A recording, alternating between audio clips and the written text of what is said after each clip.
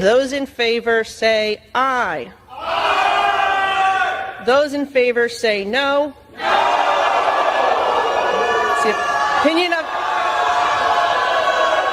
It's the opinion of the chair that the ayes have it and the resolution is agreed to, and without objection, the motion to reconsider is laid on the table. Is anyone surprised that I am being targeted? Is anyone surprised that I am somehow deemed unworthy to speak about American foreign policy? Or that they see me as a powerful voice that needs to be silenced? Frankly, it is expected, because when you push power, power pushes back. There is an idea out there that I do not have objective decision making because of who I am, where I come from, and my perspective. But I reject that. We say there is nothing objective about policymaking. We all inject our perspective, our point of views, our lived experiences, and the voices of our constituents. That's what democracy is about. Today on the House floor, we witnessed something that wasn't just heated, it was explosive.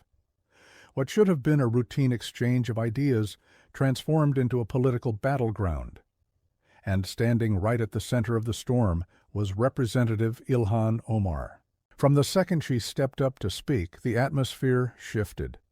Omar claimed she was being unfairly targeted, silenced, and disrespected because of her identity. She argued that the criticism aimed at her wasn't about policy or procedure, but about who she is. But two representatives on the other side of this clash, Lisa McClain and Nicole Maliotakis, came prepared for a very different kind of conversation. No theatrics, no emotional appeals. They walked onto that floor with binders of documents, citations, House rules, the Constitution itself, and the confidence of lawmakers who had done their homework. And that's when everything changed. Today we're breaking down exactly what happened, the arguments, the counter-arguments, the emotional peaks, the procedural facts, and why this moment is already being called one of the most intense floor confrontations of the year. Get comfortable, because this one runs deep. Thank you, Mr. Speaker. And to use that logic, well, then all those people should have just said sorry and we'd move on, right?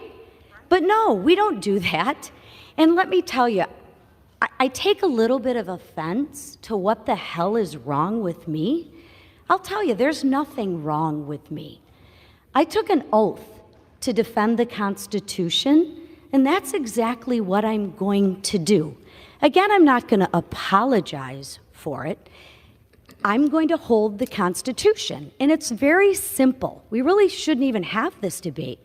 If you break the law and you follow due process, there are consequences to your actions, even if you say sorry. So we can try all of the diversion tactics that we would like. It doesn't change the fact that someone broke the law and that someone should be held accountable. It is disappointing, Mr. Speaker, that their own party can't hold them accountable, that they have such hypocrisy. So with that, I yield 2 minutes to my friend from New York. The moment the debate opened, you could feel the tension in the chamber. No dramatic pauses, no build-up, just raw political reality unfolding in real time. And right at the center of that storm was Ilhan Omar, trying to steer the conversation toward identity instead of responsibility. But today, that strategy didn't land. It collapsed under its own weight. Before we get into how it all unraveled, make sure you hit that subscribe button so you never miss the truth behind these Capitol Hill confrontations. Omar launched into her defense with the same familiar claim, "I'm being targeted because of who I am." She insisted that critics weren't challenging her actions, but attempting to silence her voice. But here's the thing, no one was trying to silence anyone. This was about accountability, plain and simple. She wanted the room to see a victim. What the room saw instead were facts. And that's exactly where Representative Lisa McClain stepped in. Calm, firm, and laser-focused, She sliced through the emotional theatrics with one statement that changed the entire atmosphere.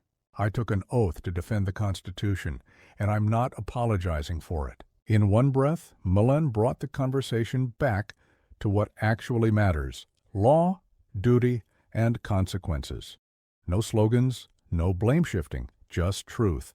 And you could feel the chamber tighten because she was saying what a lot of Americans have been thinking for years. Apologies don't erase actions, and excuses don't rewrite reality. McClain didn't hold back. She called out not only Omar, but her entire party for selectively enforcing standards. She exposed a double standard that many have noticed, but few have dared to say out loud. And once she said it, there was no walking it back. If you're with McClain on this one, hit like and share this video so more people can see what real accountability looks like. Then Representative Nicole Malliotakis stepped up and sealed the deal. Her message was simple and unshakable. Defending the Constitution isn't negotiable. She made it clear that no lawmaker, none, gets special treatment just because of their identity, status, or political shield. Her words landed hard. The law is the law, and no narrative can override that. By the end of it all, Omar's attempt to shift the focus collapsed. She tried to make the debate about who she was. McClain and Malliotakis made it about what she did. And that's why the moment backfired so completely. So now I want to hear from you. Who delivered the strongest blow, Lisa McClain or Nicole Malliotakis? Drop your answer in the comments. And before you go, don't forget to like, share, and smash that subscribe button so you never miss another breakdown right here on Capitol Insights, where we cut through the noise and bring you the truth they rarely want you to hear. Thanks for watching. I'll catch you in the next one.